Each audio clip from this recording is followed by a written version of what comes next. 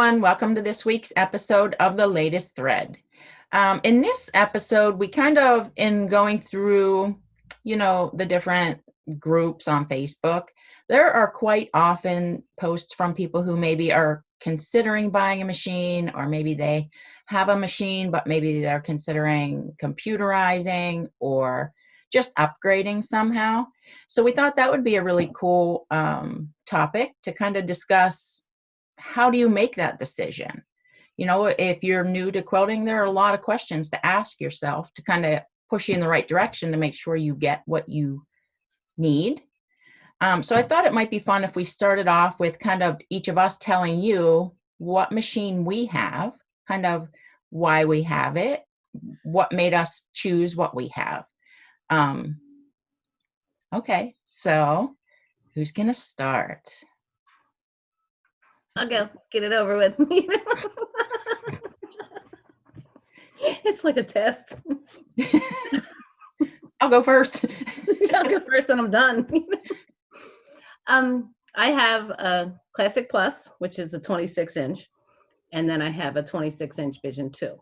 And I got the Classic Plus just by chance because the quilt shop I was working at was selling it, and I said, "Oh, I need one of these," so. And then when I got I first started with a Vision, and I said, well, I want that the same as what I have, so because you have your throat space, but you still have your sweet spot within that throat space. I don't care how much throat space you have that sweet spot of where you do your best quilting. And I got that because I was used to it. So then I upgraded that from the Vision 1 to the Vision 2. And that was just, different parts and pieces.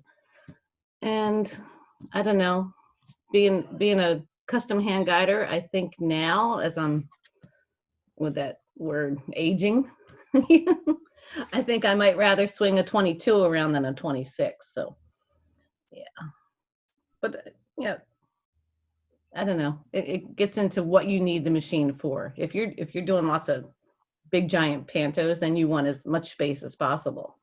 So, okay. Yeah. That's mine. Well, I have also a Classic Plus, and I have a Vision 2. The Vision 2 is a 26. It also has an Elevate on it. And my Classic Plus is also 26. And Karen talked about aging. I don't know what she's talking about. No, but I'm aging obviously also. And so I very recently upgraded my Classic Plus to a Statler. I never thought I would get a computer guided machine at all. But, the facts are, as we get older, there come possibly some physical challenges.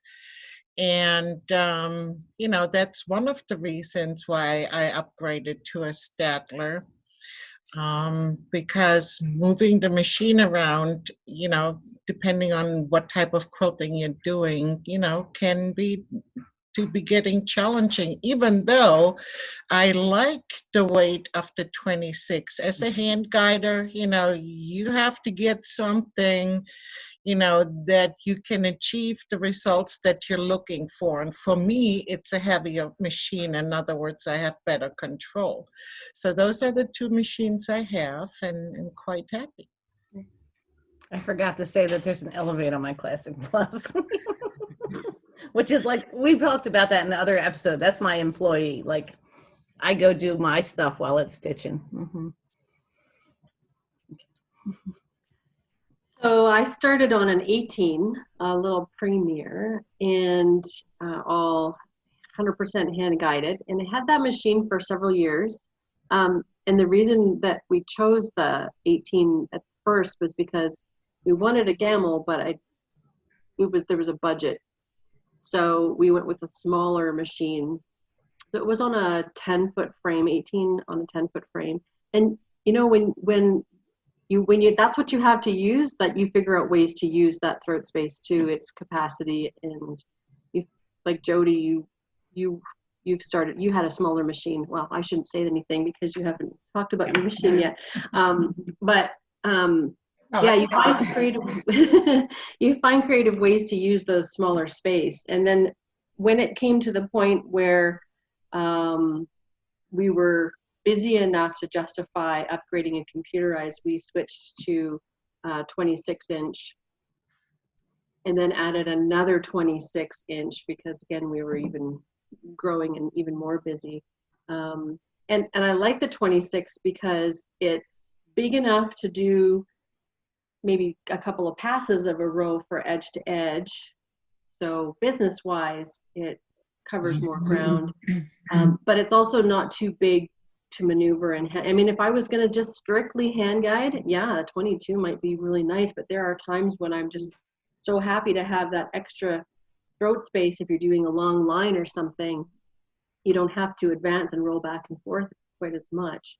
So I find the 26 is a nice little sweet spot between maximizing the use for computerized work, but also not too big for me to move around. So, and both of our machines are 12-foot tables now, and one has an Elevate with Vision 2, and the other one has the Statler on it. So, yeah. So I started out with a 26-inch machine.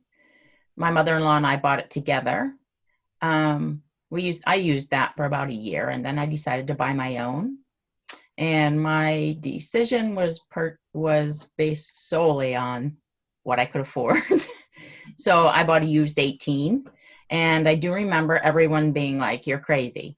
You're downsizing. You're going to despise it. You know, it's so small." And I have to say, I was never happier because I can remember on that 26, you know, you'd look across that pass that you had to do, and I would be like, oh my gosh, I still have all of that to do. So I'm very impatient. I need instant gratification. And I found for me, the 18 was perfect because like Karen mentioned, what I had in the 18 was all sweet spot. That 26 for me, because I always have liked to do little detail stuff. When you get back in the back, I didn't have the control. And also I got to roll more. So I felt accomplished. It was like, ooh, I finished a whole nother pass. Even though it was small, I felt like I was getting somewhere. So now I have the 20, I still have the 18. And if I had room, I would still have that set up. You know, like Sharon mentioned that you do, you know, not everyone has space for a giant machine. So you get used to what you have and you make do. So another thing that I wasn't even going to mention this, but to me, that 18 was like a huge blessing to me because it does make you get creative because you have to figure out how to do these things you want to do that you really can't reach. So it really pushed me actually as a quilter to get creative. And so I'm really thankful for that, I guess. And now I have the 22, which is, you know, between the two, I guess. And funny because I used that 18 for so long. When I roll on the 22, I don't even roll the whole pass up because I roll up what I'm used to. It's so strange. And I always am like, why didn't you roll it farther? But, you know, and I have the Elevate on there too. And like Karen, kind of the same thing. So for me, the Elevate can do the all over or whatever while I do something else. So that's, you know, and table wise, I started off on a 14-foot. Is that what the big ones were? We had the 14-foot, and we just used that end for storage. It was just covered with stuff. And then my 18 is on a 12-foot table. Same thing, really, for me. And space-wise, my rooms aren't big. So now I have a 10-foot, and it is awesome because it's small. And then if someone calls and they have a quilt that's like 120 by 120, I'm like, oh, sorry, doesn't fit on my table because I hate those big quilts. I like a nice medium-sized quilt. So that's kind of my story. Well, and like everybody talks about, you're not going to fit that machine in that room. And I have two 12-foot tables in a 14 by 16-foot room. And I'm not gonna lie, it's single file. You walk around, down the one, squeeze around the end, walk between, wind your bobbin, squeeze back between, walk around, go back behind it. Yeah, but you can fit them in a room. Oh yeah. And you can make do. I mean, before I had the two machines, for the longest time, my classic is on a 14 and the Vision is on a 12. But when I only had the classic, that's machine in that 14-foot table set in the living room for the longest time. It was a large living room, but still, yeah, we didn't put up a tree. Who needs a tree when you got a Longarm? But now they're both in the basement. I'm lucky enough to have the space. Do I wish to quilt in the basement? Not always, no.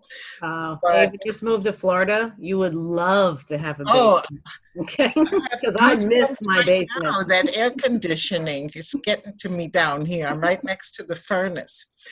But yeah, I mean, you make do. And if you're really, excited about quilting, but I quilt for other people. And so, I don't want to have to turn away a quilt, if it's too big. I know Jody is rolling her eyes though. Well, to each their own. I mean, I prefer not to do those giant ones. So to me, it's perfect. Yeah, one bobbin per pass, right? Yeah, that's why I chose the 10. But even I bought my classic. I had a previous owner when I bought it, and I upgraded from a different brand machine, which was a mid-arm machine, on a 10-foot table, and I started quilting for other people, and I knew I was limiting myself by just having a 10-foot frame.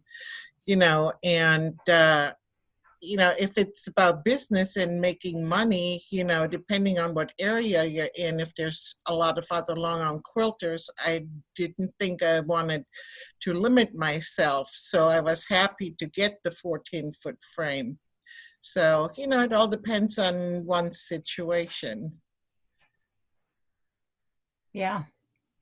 Well, and I know my 12-foot table, that was even in a bed. I had that in a bedroom, and it didn't even fit in the room. So we had to take the closet doors off, and the one end was in the closet all the way to the wall. So the other end that was out in the room, the space between the wall and the machine, luckily, was as wide as my body.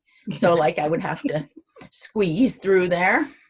But, and if you had a hoodie on, that you get caught on the thing, you can't get through.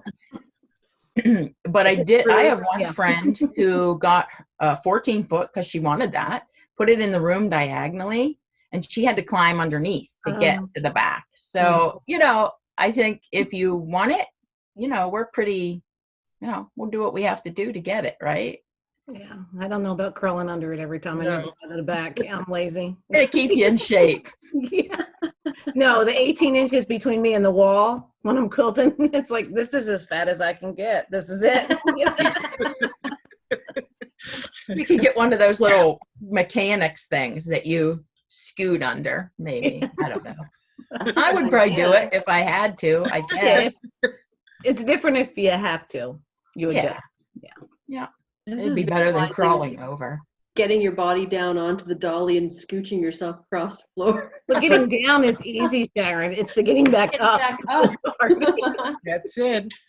Hey, that could be a TV show, like quilters. Challenges for quilters, long armors.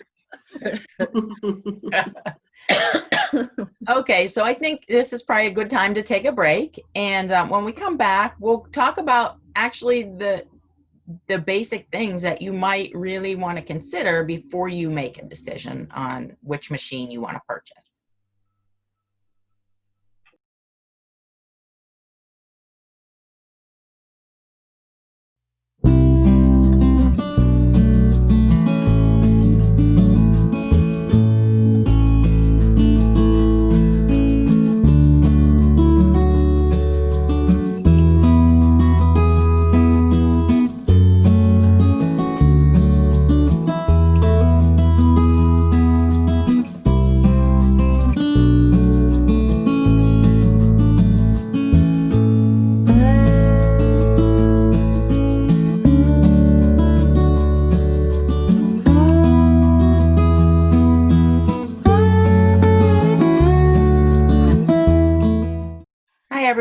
welcome back. So now let's get into the actual things that are important to think about, I guess, when you're going to make a decision. So some of the things, I mean, off the top of my head, I can think of would be the available space. I mean, if you have an 8 foot by 8 foot room, you know, you're going to be pretty limited. So, you know, physically, space wise, what can you fit in there? Another important thing I think is, what do you plan to do with it? You know, if you're planning to do edge to edge, you might consider a computerized machine. You know, I think everyone has different, not that you can't do freehand with a computerized machine. So, you know, there's just a lot to think about. And then the throat space, because that also kind of, I think, has to do with what you're going to do with the machine, what your plans are. So. Well, that's like, I said it earlier, I have the 26, and I don't know, optimally, I'd want a 26 and a 22, or maybe even the 18 on the same table. That's what I would want. That would be great. It would. Like the 26 would do all the big pass stuff, you know, or when you need the arc to go 18 inches, you know, through a big giant block. But then I would swing over the other one and do all that tiny detail work. So, I mean, and you need the 14-foot table.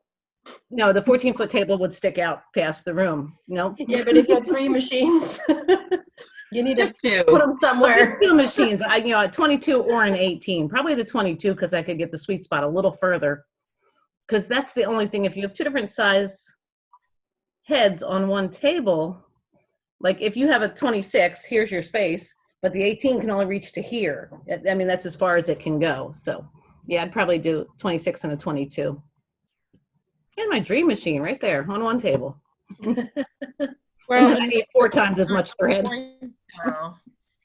Erin made some good points, because, you know, when we shop around for machines, you know, you think, you know, I mean, obviously price point is important, but just from when you see them, you know, and the distance of the throat space, what you can reach, it's very deceiving if you're just starting out, because you think, oh, you know, you have all this space, you know, the possibilities are endless. And, you know, if you're doing an edge to edge primarily, then that's a great thing. But at that point, you don't maybe know yet what your preferred style of quilting is. You know, if you're a micro quilter, in other words, do a lot of small quilting, then you literally, as Karen mentioned earlier, the sweet spot, you know, because you have to see precisely where you're quilting, and so you have to move the fabric right in front of you. You know, your arms are only so long, so you're never going to utilize the space of a 30-some inch throat space if you're, you know, a micro quilter. So, you know, and then you are stuck with a really super heavy machine, and you may not be able to enjoy it in the way you wanted to. And that's really hard when you're first shopping, when you're not really into knowing yet what you want to do with it. But, you know, it's just like when you buy a sewing machine, you think you have to have everything on it, and then you never use it, and you spend $1 gazillion. So, you know, it's really hard. So once you know that you're that style of quilter, then it's a lot easier to choose a machine. But I love the 26 due to the fact that I have better control than an 18. I've tried an 18, and yeah, they're nice and light, but, you know, I don't get the same results because I feel like it's flying away from me. You have to create more drag. If you're used to a 26 and you go down to an 18 or a 22, you have to make up the drag difference until you adjust. Yeah. Yeah, because I mean, for me, it was a big difference, I feel like, even going from an 18 to a 22, because I mean, that 18 to me, because I used it, and it's probably because I used it for so long, like I didn't have a stitch regulator or anything, so I didn't really do a whole lot of ruler stuff, but I didn't need to, because it's so light and it goes just where you put it that I could do all of that stuff without a ruler. So That I do miss, but I was used to it. You know, if you're used to swinging like, you know, whatever, 26, 30 inch, yeah, you hop on an 18, you're going to be like all out of control for Yeah. a bit For a bit. until, you know, you get used to it. But I know, you know, my mother-in-law has a 26, and if I grab that thing, the difference when I was using my 18 and I started with that machine was like, oh my gosh, you know, like I'd swing it and it'd be like, whoa, I You got to can't pull even it back. backtrack, right? Yeah, it's just the bonus, I think, if you're brand new and you never had a machine, is that you're going to get used to whatever you get.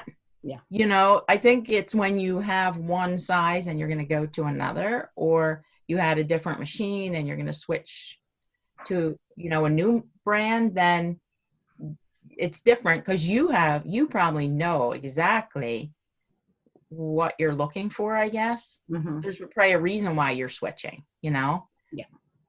But You know when you're ready to make that change too. I mean, it's just like Ava said, when you are buying a sewing machine, I feel like, and people say, well, what kind of machine should I get? And I always say you get the best you can afford at the time. Mm-hmm. You may not be able to afford something bigger and better, but for that time in your quilting journey, that might be just what's right for you, and that's okay. Do the best you can afford, and when you're ready to upgrade, you'll know, and then you can explore all the other options. And that's, I think, is some valuable lessons to learn, utilizing the quilt space that you have. yeah, I would agree. I mean, whenever, so I used that 18 for, you know, like 15 years. But what happened for me that made me want to have a different machine was I had no regulator, which is fine because I didn't need it at that point, you know, but I wanted to do a bunch of ruler stuff. So that made my difference. Not that you can't do it unregulated, but it's not the most practical thing to do. So that really was my reason. I wanted a regulator, not because I wanted to regulate my stitches, but I wanted to use a ruler in a more practical way, you know. Mm-hmm. So that was You kind don't of, think about it as much. yeah, not have to hit the stop button like 6,000 times. You'll know if you're starting or stopping at that point. Yeah, you don't. I'm like, oh my gosh, no. Yeah. But I mean, And another thing to consider too is what type of quilts. You know, there's a lot of women I've talked to, they just enjoy doing charity quilts, you know, which are generally lap-size quilts. So if that's what you know you're gonna want to do mostly, you know, not that you couldn't change down the road in what you want to do, but you know, then you don't need a 14-foot because you're only going to use it for storage, like someone said earlier. So, you know, and that obviously will make a difference, you know, with what size throat space you're gonna need. You be okay with the smaller throat space. And, you know, that's gonna be easier on your budget at the same time, you know. So, you know, for most of us, price point is important. So be sure you know how you plan on using it, and you may be okay with something less. So. well, that's like with the 26. I was talking to somebody and they're like, oh, you should always go for the biggest machine, like a 30-inch. And I don't know, in these, however long I've been quilting, 16, 17 years, I've only a couple times on the 26 at the bottom, I can't get that whole 18-inch block in there. Only on the very last row. So you'd have to quilt half of it and then roll it and then quilt the other half. So I don't know if, like me, like that, getting a 30-inch machine would have made a difference in my life up to now. But now that I have the Elevate, yeah, now I can see, well, 30 inches, I can fit, you know, a whole lot more passes in.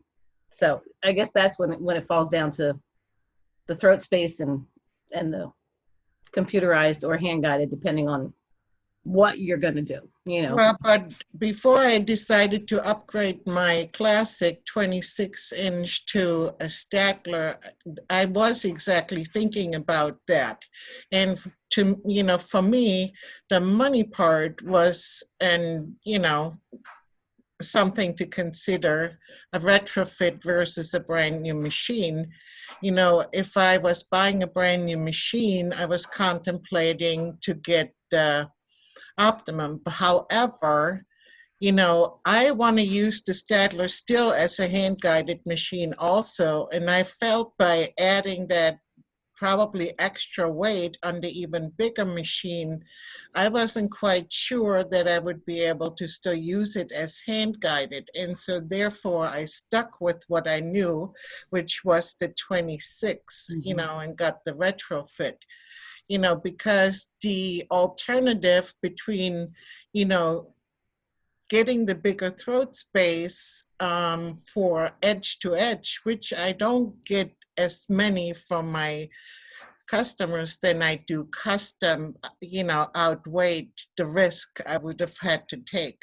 So it's a lot of thinking you have to put into before you make an investment of that sort. Yeah.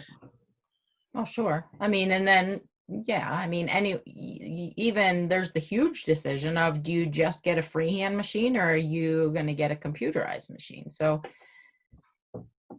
I mean, gosh, that's a really individual thing because you have to know what your plans are. I And mean, then they change. Like I always said, I am a hand guider. I don't ever use computerized, but I don't I know. never thought I'd get one, but you know, that age thing, and I know I'm just joking about it, but there's unfortunately something to it. Well, and it's Ask like me how I know. it's easier. Like before, I would hand guide it and then throw a little. I'm not going to say train. Throw a cow in, you know, just something like that. You would hand guide it, throw your little element in, and hand guide away. But now with the Elevate, I can make the whole quilt cows, and it's not me repeating that design 300 times. So, But to me, the best part is because I was and still am a hand guider. I think those of us who've started out that way and love it that way, we're going to use a computerized machine, whether it's Elevate or Stadler, totally different than someone that buys a computerized right from the get-go and has never hand guided, because we still gonna use hand guided as much as possible because we know it's going to be faster, you know, certain sections, but we literally, you know, have the fortune of being able to utilize both, you know, and to me that was quite, you know, intriguing. So well, yeah, look how many, I found it interesting on the tour, how many people, you know, would take the hand guided track and they'd say, oh, I've had my machine for like whatever 10 years, but they had a Statler and they had never hand guided, and so they're just now getting into hand guided. So yeah, you definitely can change what you know, you decide you want to do. You know what I mean? As you progress, I guess. yep. I mean, I feel like I like the computer, but you know, my mother-in-law had the hand guided. That was all she did. She got the Statler, and now very seldom does she hand guide. I personally, sad to say, would not want to do it if I had, and I know health and all that, you know, hopefully it holds out a while. But if I had to truly just go to the computer, I don't think I would do it because for me, I so enjoy the actual act of the quilting and the ruler and the physical. I enjoy that part of it is my, you know. But again, you don't have to give up one entirely. No, but I'm saying that in some situations, like my mother-in-law, she truly did. I mean, she has vision issues and she has a lot of issues that she can't stand. She can't see great. So the computer is now the quilter for her, you know, and that's great. But I just couldn't see myself taking that route. Like I would be super sad, but I don't know. It's I don't know, a sense of gratification, I guess. Like if the design stitches out by the machine, you're like, oh, nice. But if it's Right. you putting down that ruler and getting those shapes into whatever it is you're making, and then you step back and you're like, I did did that. good. You know? Yep, right Yeah. there. I did that. Yeah. Yeah. I found that when I transitioned from hand guiding, well, I shouldn't say I transitioned, but I just added a computerized machine in the house. I was so excited to have the possibility of the computerized element that I felt like I would be sitting there forever scrolling through the available patterns to see what to put in a space instead of tapping back into my own creativity. And I think that you have to be careful that as a hand-guided quilter that it doesn't become a crutch for you to, if you don't use it, you lose it kind of concept. Mhm. I would be like, oh, if I didn't have this computer, I'd have already figured out something to put in this space and I'd have quilted it already. Whereas because you've got that computer there, you're constantly looking through all of those patterns to try to figure out what to do. And the other thing is that knowing now that I have two computerized machines, I don't think I would change that I started with just hand guided, because I think that you develop this relationship with your machine and you kind of get in tune with it a little bit more. I can almost feel when my bobbin's going to run out, or you hear things, or you can sense, oh, there's a little lump of thread or something in the track that my wheel is going over. That, not to say that you can't develop that Princess and the Pea kind of thing with a computerized machine, but when your hands are on that machine the whole time, I think you really do develop a closer relationship. You get more in tune with it, and I wouldn't trade that. Yeah, I have to laugh at what you're saying. Totally have to laugh at what you're saying, because I'm actually hand guiding on my Plus this week, which is so different than on my Breeze Track. So, I mean, it's still smooth, but it's not the Breeze Track. So I'm stitching, and I don't know, the machine acted weird, but this machine is a little psycho. But anyway, the machine acted weird, and I actually stopped and said, do you want me to take this off and go to the Vision 2? Because I will. See, you developed a relationship with your machine and you're talking to it. And it listened because it behaved after that. So You just have a different type of relationship. Yeah. That's like a mother-daughter kind of thing almost. Yeah.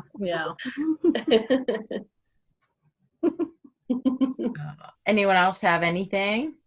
Oh, we didn't talk about hydraulics at all. Oh, do you have them? I have hydraulics on our Statler, but not on our Vision.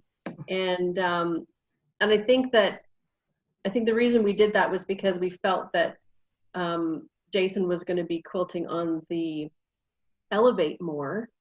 And so we knew what height he was. And so we didn't need the hydraulics. We just put it at the height that he needs it. And then I would be using the Statler, which with hydraulics, it's nice. Even with doing ruler work, I would change the height of the table just by an inch. It made a difference at the end of the day on how my back and my shoulders felt. But now we've kind of switched because I really love the hand-guided features on the Vision too. So I want to do my hand-guided stuff on that. So, but we bounce back and forth a little bit. But having the hydraulics is so nice to be able to move the machine around. Like we have a wall behind the machine where we'll hang quilts. And I can just lower the machine on the hydraulics and roll it out of the way and do what I need to do and then roll the machine back. So not that that's the only reason we use the hydraulics, but I want to add them to the Vision. You can afford it, yeah. To the Vision too, because when you're doing that tiny, tiny little detail stuff, sometimes you just want to sit down. Mm-hmm. You know? So if I could lower the machine down and sit and do all that tiny little stuff. Yeah. Mm-hmm. Or if you stand and you jack the height all the way up. That's where mine's at, all the way up. Yeah. Right. Mm-hmm. Yeah. So it for people, especially if you've got more than one user, the hydraulics are really, really handy. And again, it goes back to the same thing that I said before, is if you're on a certain budget, you buy the best that you can within that budget. Yeah. Thankfully, the hydraulics are something that you can put on after the fact too. So yeah. Well, yeah. I mean, and that's Oh, sorry. And like, you're good. And then one other thing too, before we go, to keep in mind is that, with all these Facebook groups, if maybe you're considering something, you have a question, always ask, because, over there, everyone is always more than happy to give their opinion. And then you get opinions from so many people that use their machines for whatever reason, maybe differently than you, and you might hear a totally different point of view. So Yeah, and with that diversity of feedback that you're going to get from all those people, you still have to remember to do what's right for you in the end, to make your decision on what's best for you in your scenario, not just because that's what somebody else did. You sure. can take all of that with a grain of salt and decide what's best for you. Yeah. And of course, if you're thinking of buying something, definitely go try one. Yeah. I mean, someone can tell you, 5 people could say, oh, well, this one moves the best for me, but they are not you. So I would definitely play with them. And what I've noticed in probably the last 3 or 4 years, just from teaching at shows, and you guys have probably seen it too in classrooms. So it used to be that you would go to a show and try all the machines, right? But everyone's there and they're like watching you, and then you don't even remember what you wanted to try because, So I've noticed that people are actually signing up and taking classes, because then they go in that classroom and they actually use the You machine. run that machine for like 3 hours. Hours, right? Very smart. So, I know before we bought our very first machine, because there weren't even dealers then or anything, so you didn't really call anyone. We just searched out a lady online that had one, and we called her and we are like, can we come over and see it? And she's like, people want to show you their machine. And we went over there and played with it. So that was, that's always another option too. If maybe someone in your area that has one that would be willing to, let you check it out. Yeah. Okay, so I hope we were able to help. I know we're kind of, even just the 4 of us, we're all over the place and why, and we have what we have and why we have it. So I hope we could help in some way anyways, especially if you are at the moment trying to make a decision on a machine. We look forward to seeing you again on the next episode. Bye. Bye. Bye.